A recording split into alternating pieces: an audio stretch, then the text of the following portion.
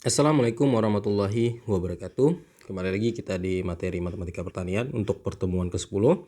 Kita akan bahas tentang pengenalan statistika ya. Jadi kita di sini akan bicara sedikit mengenai statistika. Oke, kita lihat yang pertama. Jadi sebelum kita masuk ke materi ini, jadi di video yang ke-10 ini atau pertemuan ke-10 ini di sini tujuannya adalah mengenalkan tentang statistika kembali atau mereview atau mengingat kembali tentang materi statistika. Nah, tentunya nantinya ada satu semester di mana kalian akan mendapatkan materi statistika khusus ya untuk membahas statistikanya. Nah, di situ akan lebih dipelajari lebih mendalam. Oke, jadi yang pertama di sini kita mau lihat adalah peran statistika gitu ya. Jadi statistik pertanian memainkan peran penting dalam pembangunan berkelanjutan pada suatu negara gitu ya. Secara konvensional diyakini bahwa statistik pertanian berkisar pada statistik tanaman. Nah, jadi itu peranannya ya. Parameter utama statistik pertanian terkait tanaman adalah pertama area tanaman, produksi, hasil. Ya, tetapi sekarang statistik pertanian mencakup statistik yang berkaitan. Ya, artinya lebih banyak, ya, lebih besar. Bukan hanya membahas itu. Kemudian tanaman, ternak hidup, perikanan, kehutanan. Nah, jadi semua itu berkaitan dengan statistik semua ya. Nah, terutama kalau misalkan bicara tentang area tanaman, produksi, hasil itu sangat sangat penting peranan dari statistika gitu ya. Kenapa? Karena banyak sekali data-data yang dibutuhkan untuk menghitung bagaimana hasil produksi, bagaimana area tanaman, sehingga nanti bisa dilakukan suatu analisa dan penarikan kesimpulan gitu ya. Nah, kita lihat yang berikutnya. Maksud dan tujuan statistika pertanian di sini. Jadi kita di sini bicara tentang apa sih maksud dan tujuannya dibuat statistik pertanian gitu ya. Pertama, untuk memberikan pengetahuan yang komprehensif tentang informasi dasar pertanian, pedesaan, dan petaninya sendiri. Jadi kita harus tahu ada berapa jumlah petani, ada berapa desa-desa yang masih melakukan pertanian, ya. Jadi kita harus tahu. Kenapa? Karena tujuannya nanti bagaimana kita menghitung ketersediaan pangan gitu ya, ketahanan pangan. Kemudian untuk memberikan dasar ilmiah untuk studi pembangunan ekonomi dan sosial, perencanaan dan pengambilan keputusan. Nah, pembangunan ekonomi. Jadi kalau kita bicara pembangunan ekonomi, itu pasti tidak terlepas dari pertanian. Kenapa? Karena salah satu sektor yang bisa membuat negara itu maju adalah pertaniannya maju gitu ya. Kalau pertaniannya maju, mudah-mudahan negara itu juga akan maju secara ekonominya. Kenapa? Karena yang namanya pangan itu sangat dibutuhkan di belahan bumi manapun gitu ya. Kemudian memberikan layanan informasi statistik kepada para perencana, akademisi, dan masyarakat. Nah, jadi khususnya untuk pemerintah, kalau akademisi itu bagaimana melakukan penelitian ya. Kemudian untuk masyarakat ya tentunya kalau masyarakat secara umumnya bisa melihat bagaimana keadaan harga-harga di pasar, harga hasil pertanian di pasar gitu ya. Nah, tuh kita lanjut lagi. Kemudian pentingnya statistik pertanian. Ya, pertama sangat penting bagi industri pertanian. Nah, industri pertanian apa saja? Misalkan industri untuk tomat, misalkan jadi saus tomat gitu ya, untuk cabai, saus cabai dan lain sebagainya. Nah, itu sangat penting. Kenapa? Karena untuk melihat pangsa pasarnya bagaimana gitu ya. Misalkan tadi kita bicara tentang saus tomat, bagaimana tomat diubah menjadi suatu saus sehingga kita bisa lihat apakah pasar sangat menyukai saus ini. Jadi itu perlu data ya, perlu informasi untuk berkelanjutannya lagi nantinya ya, sehingga industrinya bisa berkembang gitu. Kemudian merupakan komponen integral dari sistem statistik nasional. Nah, kita bisa lihat kemarin negara melakukan sensus pertanian ya. Tujuannya tentu untuk melihat apakah pangan di negara ini tersedia atau berapa jumlah petani kita, sehingga bisa dilakukan misalkan kalau kita mau ekspor mau impor ya itu dari data itu bisa kita ambil keputusan. Jadi negara bisa mengambil keputusan dari hasil statistik tersebut gitu. Kemudian penting dalam merancang kebijakan pembangunan di sektor pertanian. Nah, seperti saya bilang tadi, dengan ada statistik ini, tentunya negara bisa mengambil satu keputusan gitu ya. Nah, harus melakukan apa. Namun ada juga sejumlah kendala yang mengganggu penunjukan organisasi yang harus bertanggung jawab untuk menghasilkan statistik tersebut. Nah, kalau di Indonesia ini kendalanya saya tidak ada ya, karena sudah ada BPS ya, Badan Pusat Statistik, yang melakukan statistik di bidang pertanian. Kemudian memastikan produksi tanaman ya, hasil panen, kualitas tanaman yang dihasilkan. Jadi dengan adanya statistik kita bisa mengevaluasi bagaimana hasil panen kita, bagaimana kualitas panen kita, misalkan di tahun ini, di tahun berikutnya gitu ya. Kemudian bisa mengevaluasi apa yang menyebabkan misalkan hasil panennya gagal gitu ya. Kemudian siklus-siklus iklim, bagaimana terjadinya musim ini gitu ya kan. Nah, jadi banyak hal-hal yang berkaitan dengan statistik. Kemudian memberikan informasi tentang operasi yang berbeda dan metode berbeda yang dapat diadopsi untuk meningkatkan hasil panen. Nah, dengan ada statistik kita bisa melakukan riset, penelitian. Kita bisa membandingkan kalau misalkan kita lakukan metode penanaman padi misalkan ya, dengan menggunakan metode ini, kemudian menggunakan penanaman padi dengan menggunakan metode yang lainnya, apa yang terjadi? Nah, kita bisa melakukan riset, dan riset itu tentunya akan membutuhkan statistik dalam perhitungannya sehingga bisa ditarik suatu kesimpulan gitu ya. Kemudian membantu membandingkan hasil panen yang berbeda dan memberikan pemeriksaan kualitas tanaman seperti yang saya bilang tadi di awal ya. Oke, sekarang pengertian statistik ya. Kalau tadi kita bicara tentang manfaatnya, sekarang kita bicara tentang apa itu statistik. Jadi secara etimologi, kata statistik berasal dari bahasa Latin ya, status, yang artinya negara, atau kata staat ya dalam bahasa Belanda. Pada mulanya kata statistik diartikan sebagai bahan keterangan atau data, baik data kuantitatif maupun data kualitatif yang dibutuhkan oleh negara. Jadi awalnya itu untuk negara dulu gitu ya. Nah, tapi sekarang statistik sudah sangat jauh berkembang dan digunakan oleh personal atau perorangan, tidak lagi hanya negara gitu ya. Dalam Kamus Bahasa Indonesia, statistika diartikan dalam dua pemaknaan.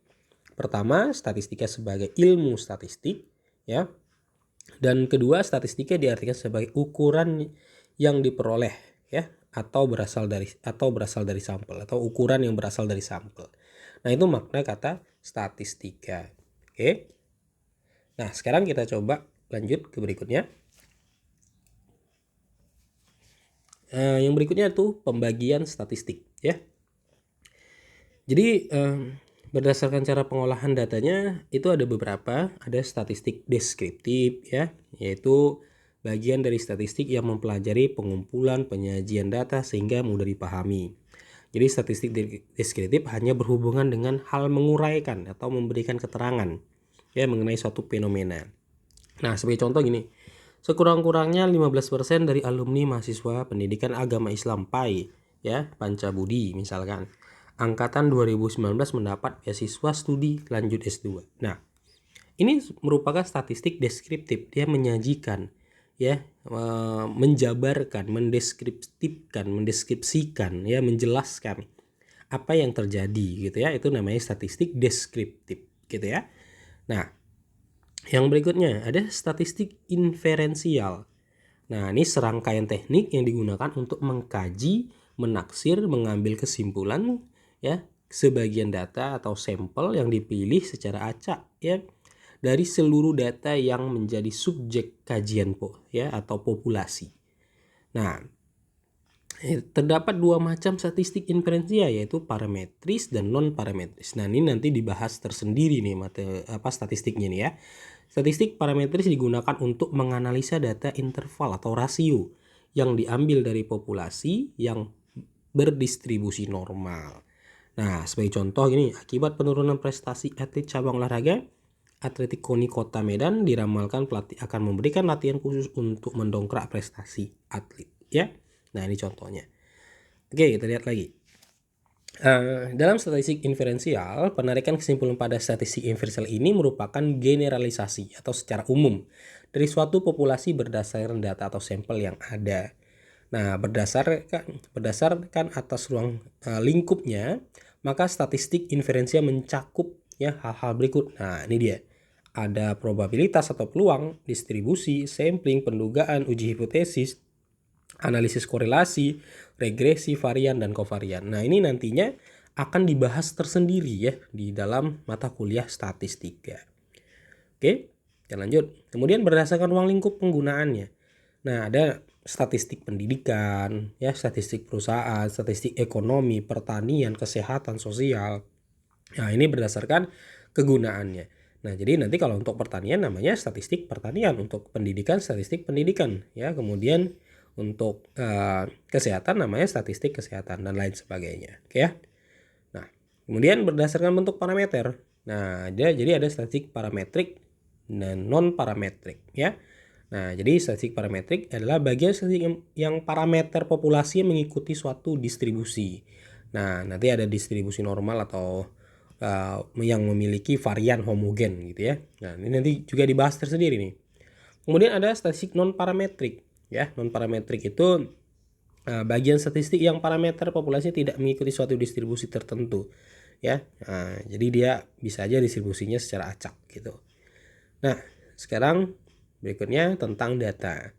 Nah, pengertian data. Jadi data adalah bentuk jamak dari kata datum, ya. Data merupakan keterangan-keterangan tentang suatu hal.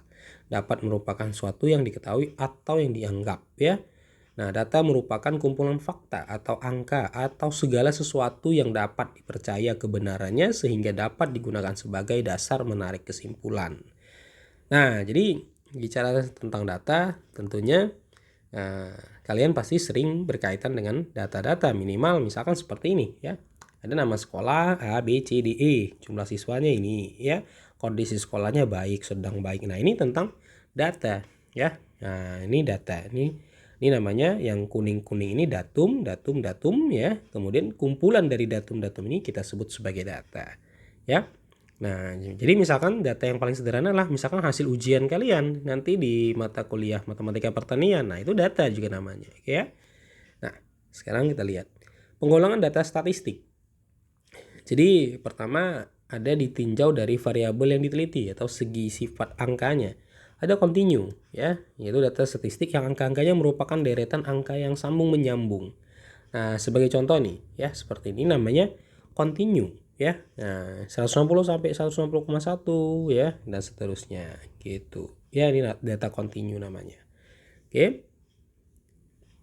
Jadi untuk data continue tuh boleh desimal atau boleh pecahan, ya. Ini poin pentingnya. Kemudian ada discrete. Nah, kalau discrete tidak boleh berbentuk pecahan. Nah, seperti ini.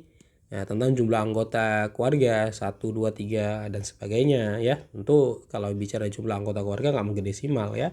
Kemudian jumlah buku, ya itu juga nggak mungkin desimal, nggak ada buku 50,1, nggak ada. Ya, itu discrete. Jadi kalau continue tadi tidak boleh desimal, kalau discrete tidak boleh desimal. Oke ya. Kemudian penggolongan berdasarkan cara menyusun angkanya. Nah, ditinjau dari segi cara menyusun angka, data statistik dapat dibedakan menjadi 3 macam, yaitu nominal, ya, ordinal, dan interval, ya. Jadi ada 3 dia. Nah, jadi data nominal ialah data statistik yang cara menyusun angkanya didasarkan atas penggolongan atau klasifikasi. Data nominal juga sering dinyatakan dengan data hitung. Oke ya. Nah, ini tentang data. Contohnya sebagai berikut nih. Jumlah mahasiswa tahun pertanian 4 tahun ajaran 2019-2020 dilihat dari tingkat segi dan jenis kelaminnya gitu ya. Nah, oke, kita lanjut lagi. Kemudian penggolongan data berdasarkan bentuk data. Nah, jadi ditinjau dari segi bentuk angkanya, data statistik dapat dibedakan menjadi 2, yaitu data tunggal, ya, dan data kelompok, ya, atau data bergolong, ya. Data tunggal ialah data statistik yang masing-masing angkanya merupakan 1 unit, ya. Kemudian dengan kata lain, data tunggal ialah data statistik yang masing-masing angkanya merupakan 1 unit satuan atau data statistik yang angka-angkanya tidak dikelompokkan. Nah, jadi seperti ini hasil ujian misalkan. Hasil ujian mahasiswa semester 5 Unpad, ya. Nah, ini adalah data tunggal gitu ya. Nah, kemudian penggolongan data statistik berdasarkan sumbernya. Nah, ditinjau dari mana sumbernya, ya. Data statistik ini ada 2, yaitu primer dan sekunder. Nah, data primer adalah data statistik yang diperoleh atau bersumber dari tangan pertama, ya. Nah, kemudian kita contohkan misalkan data tentang prestasi belajar siswa yang diperoleh dari bagian kesiswaan ya. Nah, jadi itu kan sumber pertama, artinya bagian yang paling pertama mengetahui data tersebut. Sedangkan data sekunder ialah data yang statistik yang diperoleh dari tangan kedua ya. Nah, contohnya data tentang siswa yang tawuran. Nah, dari media Kompas itu kan data tangan kedua. Kenapa? Biasanya data tersebut kan diperoleh dulu dari sekolah atau pihak kepolisian gitu ya, sebagai pihak yang pertama. Oke. Kemudian pengulangan data statistik berdasarkan waktu pengumpulannya. Nah, ditinjau dari segi waktu pengumpulannya, data statistik dapat dibedakan menjadi dua golongan, yaitu data seketika ya dan data urut waktu atau time series data. Data seketika ya adalah data statistik yang mencerminkan keadaan pada satu waktu saja. Contoh data statistik tentang jumlah dosen di Prodi PAI gitu ya. Nah, itu ya. Kemudian data urut. Nah, data urut waktu atau time series ya. Time series data ialah data statistik yang mencerminkan keadaan atau perkembangan mengenai sesuatu hal dari waktu ke waktu. Nih contohnya kalau data tentang urutnya yang paling sering kita lihat itu adalah tentang ramalan cuaca ya atau keadaan cuaca. Ya, itu diramal berdasarkan keadaan-keadaan secara waktu ya, dari waktu ke waktu. Oke, kita lanjut lagi. Kemudian pengumpulan data. Nah, jadi data statistik dapat dikumpulkan dengan menggunakan prosedur sistemis. Nah, pengumpulan dimaksud sebagai pencatatan peristiwa ya atau karakteristik dari sebagian atau seluruh elemen populasi. Nah, pengumpulan data dibedakan berdasarkan jenis beberapa karakteristiknya. Yang pertama, berdasarkan jenis dan cara pengumpulannya. Kedua, berdasarkan banyak data yang diambil ya. Berdasarkan jenis cara pengumpulannya dibagi atas beberapa cara, yakni observasi, penelusuran literatur ya, kuesioner, wawancara. Nah, kemudian berdasarkan banyak data yang diambil. Nah, dibedakan atas dua cara, yaitu sensus dan sampling. Nah, jadi pengambilan data ini nanti akan banyak yang lakukan ketika telah menyusun skripsi ya. Nah, nanti akan ada metode sampling yang akan kita bahas lagi ya. Jadi ini kita bahas secara umum saja, secara singkat saja ya, untuk memberikan pengetahuan mengenai hal tersebut. Oke, kita lanjut lagi. Kemudian ada pengolahan data. Data yang telah dikumpulkan kemudian diolah. Nah, pengolahan data dimaksud sebagai proses memperoleh data ringkasan dari data yang mentah yang dengan menggunakan cara atau rumus tertentu. Nah, pengolahan data itu nanti ada banyak metodenya. Misal kita mau cari keadaan secara umum, kita bisa mengolah datanya dengan menggunakan rumus rata-rata gitu ya. Nah, itu rata-rata kan melihat secara umum dia. Dari secara umum kita sempitkan dia sehingga kita peroleh satu kesimpulan gitu. Nah, kemudian beberapa perhitungan sederhana. Nah, jadi kita coba melakukan perhitungan sekarang. Jadi pertama itu ada tentang rata-rata ya. Perhitungan rata-rata atau min didapat dari jumlah nilai seluruh data dibagi dengan banyak data. Nah, rumus rata-rata seperti ini ya. Ini X bar ya, sigma XI per N ya. Nah, jadi kalau misalkan kita punya data misalkan ya 3, 4 ya 2. Nah, maka rata-ratanya adalah 3 plus 4 plus 2 ya, dibagi 3. Nah, 3 plus 4 7, 7 tambah 2 9, 9 bagi 3 3 ya. Nah, jadi rata-ratanya adalah 3. Nah, itu perhitungan dasar dari rata-rata. Oke. Kemudian deviasi rata-rata atau simpangan rata-rata. Nah, untuk deviasi rata-rata atau mean deviasi ya, seperti ini rumusnya. Nah, jadi XI dikurang X rata-rata dibagi N. Nah, misal ini ada data tentang berat badan ya. Nah, ada 48, ada 52, 56, 62, 67, di mana totalnya 285 ya. Nah, untuk mencari mean deviasi atau deviasi rata-rata, langkah pertama kita cari dulu rata-ratanya. Ya, di sini kita jumlahin dulu nih. Jadi 285 dibagi 5, kenapa? Karena datanya ada 5, hasilnya 57 gitu ya. Nah, kemudian untuk mean deviasi itu adalah ya sesuai dengan rumusnya. Ini namanya XI ya, dikurangkan dengan ini. Ya, dikurangkan dia. Jadi tiap-tiap ini kurangkan ini kurangkan ini, sampai yang ini kurangkan ini. Maka nih hasilnya di sebelahnya nih. Ini dia hasilnya. Nah, lalu jumlahkan ya. kita jumlahkan dia, kita jumlahkan hasilnya, ini kita jumlahkan semua, lalu kita bagi dengan banyak datanya, kita bagi dengan 5. Nanti hasilnya adalah 6. Oke ya. Nah, gampang ya saya rasa. Oke, kita lihat lagi. Nah, itu aja materi kita kali ini ya. Jadi nggak terlalu banyak yang mau kita bahas untuk materi statistik, cuman sifatnya mengenalkan saja. Kenapa? Karena nanti ada mata kuliah sendiri yang ngebahas tentang statistika, gitu ya. Nah, jadi di sini ada tugas. Yang pertama ada pertanyaannya mengenai apakah makna dari rata-rata, kemudian apa tujuan dan manfaat menghitung simpangan rata-rata. Nah, silakan ikuti prosedurnya, ketik dan PDF-kan ya. Jika ada terindikasi kopas, maka akan dianggap 0 yang saling melakukan kopas ya. Oke, saya rasa itu aja untuk materi kita kali ini. Sampai jumpa pada pertemuan perkuliahan yang ke-11. Assalamualaikum warahmatullahi wabarakatuh.